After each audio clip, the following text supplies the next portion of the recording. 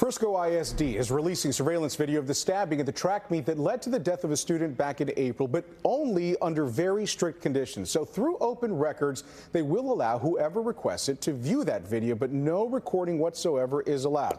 On that note, we sent our IT producer Austin Metcalf to watch that video. She joins us now in studio to walk us through what you saw. We're going to go in order here in just a second, Kelsey, but in general terms, what did the video depict? What did you see? It shows everything from the moments leading up to the stabbing, to the medical response, to then the beginning of the police investigation. Okay, and it lasted several minutes is what they showed you. It did, about 30 minutes. Okay, so let's start in the beginning now and talk a little bit about what you saw at the front end of that video, because you got to see the attack, the actual stabbing took place. So it starts, I started watching about 9:53. The camera shows half of the field. So it's about from the 50-yard line on, and the tent where it happened was kind of right in front of the 50-yard line, but the camera is down here. Okay. It's positioned across the field. So everybody in the video, you can tell they are kids or adults, but no one's identifiable. So a long shot is what you see. A long shot, yeah. So a couple minutes in, and you actually see the altercation take place. Yes, everything leading up to it, everyone's milling about. It seems very normal, and then right at 9:55, that's when there's this explosive movement or action between two people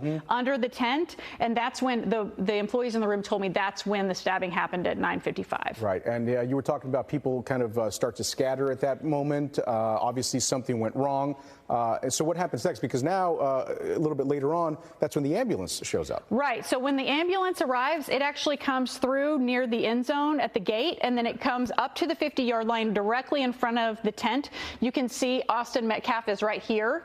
But then when they pull up close to the tent, they realize that they can't get the stretcher to him because of the barrier of the bleachers. So at that point, then the paramedics have to get out, and then they have to walk all the way back to the end zone. This is actually, on the next slide. They have to go all the way back to the end zone and then come all the way back. That takes another couple of minutes. So at this point, they've arrived and they are actively working on Metcalf at that point. And we want to reiterate, we're using some imagery here to sort of denote exactly what was happening here, these little icons that were using the ambulance, because again, the video was not able to be released.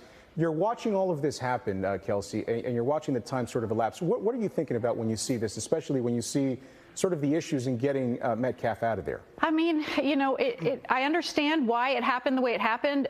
They were still working on him, actually. The thing that really struck me is they're working on him, and that's when you see the rain's coming down heavier, and then they actually pull out the blue tarp. The blue tarp that we saw. Right, and then I noticed the crime scene tape is already up. I was so focused on here, I didn't even see that, but they're building the crime scene actively around him as they're continuing to work on him in the bleachers. So that was happening while he was still there? Yes, he's in the bleachers. And in closing here, because we know that several minutes had elapsed and people are sort of scurrying in different areas, what do we know about the suspect in the stabbing, Carmelo Anthony, and his whereabouts? So I asked the women in the room, the employees, I said, of everybody on this screen, is Carmelo Anthony in here?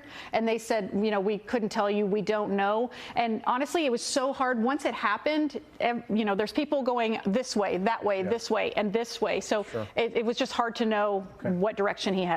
All right, Kelsey, thank you very much for describing that for us. We appreciate it. We should let you know that the case will be presented to a grand jury, which will then decide whether to indict 17-year-old Carmelo Anthony on a charge of first-degree murder.